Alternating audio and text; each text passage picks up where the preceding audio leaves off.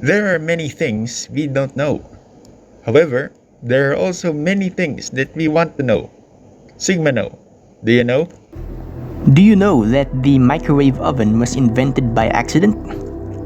Percy Spencer was born on July 19, 1894 in Howland, Maine. He is a renowned electrical engineer and physicist who is widely known as the inventor of the microwave oven. In the early 1900s, he worked at a cotton mill at a young age, where he later discovered the usage of electricity, a largely unknown idea within his area at the time. This led to sparking intense interest in Percy, who drove himself to investigate more upon the concept. At age 18, he joined the US Navy Corps, from which he expanded his comprehension on the latest innovations in communication technology, more specifically in radio equipment. According to Spencer, during his service, he read and analyzed a wide range of materials relating to mathematics and science, such as calculus, physics, and chemistry, which all contributed to the advancement of his capabilities in applied science without undergoing any formal training or study. A few decades later, he became employed as the head of the vacuum tube section at the Raytheon Company, which was one of the leading contractors for the US Department of Defense during World War II. As an expert on the operation and development of electron tubes, he improved upon the production of magnetrons for the emerging utilization of radar systems in the US military. Near the end of the war in 1945, Percy accidentally discovered the capability of microwaves to induce heat upon contact with objects. A narrative states that while standing near an active radar device, Percy noticed that a chocolate bar in his pocket had melted, which prompted him to test other food, such as eggs and popcorn, to which he obtained promising results. As a consequence of his consistent experimentation, his company filed a patent on October 8, 1945 as a heating device for foodstuffs, which later came to be known as a microwave oven. Approximately 2 years later in 1947, the Raytheon Company released the Radarange, which was the first commercial microwave oven. Apparently, the name was derived from the two words radar and range, which referred to the origin of its revolutionary functional component and that of its capacity to operate in the same way as a typical gas range. However, its structure and cost are far from what would be considered as a conventional oven within modern standards, for it measured almost 6 feet tall, weighed 750 pounds, and cost $5,000 or around $60,000 in current value. Its energy consumption was also significantly greater than that of its successors, which reached 3 kilowatts, where this prompted the usage of a water cooling system for optimal functioning. The central component of a microwave oven is the magnetron, which is defined as a type of vacuum tube, where its main function is to regulate electric current that passes between specified positive and negative terminals. However, magnetrons are distinguished from conventional vacuum tubes through the usage of magnets instead of control grids that operate through the production of an intermediary electric field for regulation of current. In contemporary ovens, a cavity magnetron is utilized, which relies upon the fundamental design of an electron tube, which consists of a heated cathode and a cylindrical anode attached to a DC power supply. More specifically, this type exhibits a tubular structure whose interior is in vacuum, which operates in conjunction with permanent magnets that exert a magnetic field parallel to the length of the chamber. Naturally, without the influence of an external magnetic field, electron flow or current is channeled directly from the cathode to the anode. Conversely, when a magnetic field is applied, the electrons shall now travel perpendicular with respect to the electric field due to the Lorentz force. The most prominent characteristic of the cavity magnetron is its resonator, which is almost entirely responsible for the production and amplification of microwaves. At the critical value of magnetic field strength, electrons are now allowed to reach the anode, which generates cyclotron radiation, which is also determined to be a consequence of the interaction of electrons with the magnetic field. After this, the produced microwave radiation is now transported towards the cooking chamber through a waveguide. Percy did not only uncover the notion that high-frequency electromagnetic radiation can cause heating in objects, but also motivated himself to explain why and how this phenomenon occurs. Microwave radiation is a specific category of EM waves within the electromagnetic spectrum, whose wavelength measures between 1 mm and 1 meter, as well as a frequency spanning between 300 MHz and 300 GHz. This places microwaves possessing a shorter wavelength and a higher frequency than radio waves. Microwave ovens typically emit radiation at a frequency of 2.45 GHz, which is adequate for initiating dielectric heating through the absorption of energy within an object. By the action of constant exposure to microwave radiation, food is cooked due to the conversion of electromagnetic energy to thermal energy via the agitation and transfer of kinetic energy in molecules that compose the specified dielectric material. Do you know that World War II lasted exactly 6 years and 1 day? World War II, or the Second World War, is an international conflict that occurred between the Allied and the Axis powers, where tens of millions of individuals were killed, civilian and military combined. The war began on September 1, 1939, when Nazi Germany conducted the invasion of Poland under the leadership of Adolf Hitler, marking the initiation of German domination of the European continent. In response, after just 2 days, on September 3, France and the United Kingdom declared war on Germany.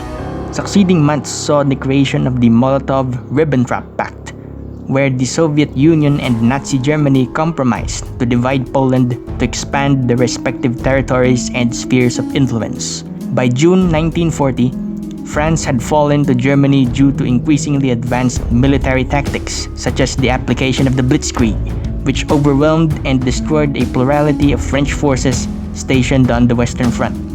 Apparently, French defeat implied the isolation of the United Kingdom as the sole Allied power remaining in Europe, where it continued to retaliate against the Axis powers as Germany slowly occupied most of Western Europe by 1941. The war continued with the German invasion of the Soviet Union, which coincided with the joining of the United States to the Allies after the Japanese attack on Pearl Harbor in December of that year. The following years were outlined by the steadily expanding theater of military operations, most particularly in continents surrounding Europe and Asia. This is evidenced within the decisive year of 1944, which eventually determined that the Axis forces were gradually being repelled by the combined effort of the Allied nations. Finally, on May 8, 1945, Germany declared its unconditional surrender, thus terminating all hostilities in Europe. 3 months later, the US dropped 2 atomic bombs on Nagasaki and Hiroshima in August of 1945, which prompted the Japanese Empire to announce its capitulation, eventually leading to the signing of the Japanese Instrument of Surrender on September 2, 1945, effectively ending the war exactly 6 years and 1 day after it started. Do you know that only less than 1% of the world's population have ankylosing spondylitis? Ankylosing spondylitis, or Bechdrev's disease, is known as a rare rheumatic disease, or more specifically, a type of auto-inflammatory, progressive, chronic, and non-infectious arthritis that occurs at the vertebrae. Thus, this is classified as a form of axial spondyloarthritis, or the inflammation of various joints that are found in the spinal division of the axial skeleton, such as the synovial facet joints and the intervertebral symphyses that connect vertebrae. Additionally, this is inclusive of articulating bones from adjacent components, such as the pelvic girdle of the appendicular skeleton, particularly the sacroiliac region. This was first identified by the Russian physician Vladimir Bechterev in 1893, who described it as a discrete inflammatory disease of the spine. The term is a conjugation of the Greek terms ankylos, or crooked, spondylos, or backbone, and itis, or inflammation, which is jointly described as spinal deformation due to inflammation. This disease is differentiated from conventional spondyloarthritis due to subsequent ankylosis, which is the hardening and ossification of joints that are caused by prolonged inflammation and consequent alteration in the composition of connective tissues. AS is further classified into 3 types, namely radiographic ankylosing spondylitis, non-radiographic ankylosing spondylitis, and peripheral ankylosing spondylitis. First, radiographic AS is characterized by the detection of prominent changes in the sacroiliac joint brought about by sacroiliitis. Second, non-radiographic AS is merely the converse, where the diagnosis is maintained despite the absence of sacroiliac inflammation through radiographic verification. Lastly, peripheral AS is comprised more strongly by peripheral arthritis or other forms of inflammation within and outside the vertebral region, such as enthesitis or the inflammation of the entheses, which are connective tissue that adjoin tendons and ligaments with bone. The main symptoms of AS are chronic lower back pain and stiffness due to inflammation, along with general peripheral arthralgia or joint pain in the lower and upper appendages.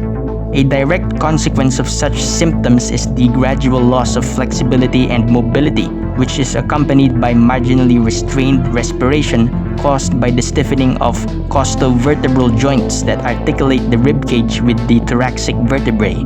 Additional diagnostic criteria include the presence of either unilateral or bilateral sacroiliitis, inflammatory bowel disease, psoriasis, and uveitis, which impairs vision. Various diagnostic procedures may be undertaken, such as the conduction of blood tests and radiography of the lumbosacral vertebrae and the sacroiliac region. Moreover, the most prominent feature of late-stage AS is kyphosis, or the excessive forward curvature of the spine, along with the development of a bamboo spine, wherein this is caused by gradual ankylosis that fuses vertebra together, which severely constrains movement and adversely affects the respiratory system. Osteoporosis may also occur in advanced cases, which is incited by continual systemic inflammation, where the production of osteoclasts are elevated considerably, thus accelerating the disintegration of osseous tissue, most specifically in the vertebral column, which expands risk for fracture. As a largely idiopathic rheumatic disease, the direct causes of ankylosing spondylitis are presumed to be genetic, where a human leukocyte antigen identified as HLA-B27 is already determined to be partially responsible, but not strongly correlated with AS, for only 1.8% of individuals who present this develop AS, even though 90 to 95% of individuals of European descent with AS possess HLA-B27.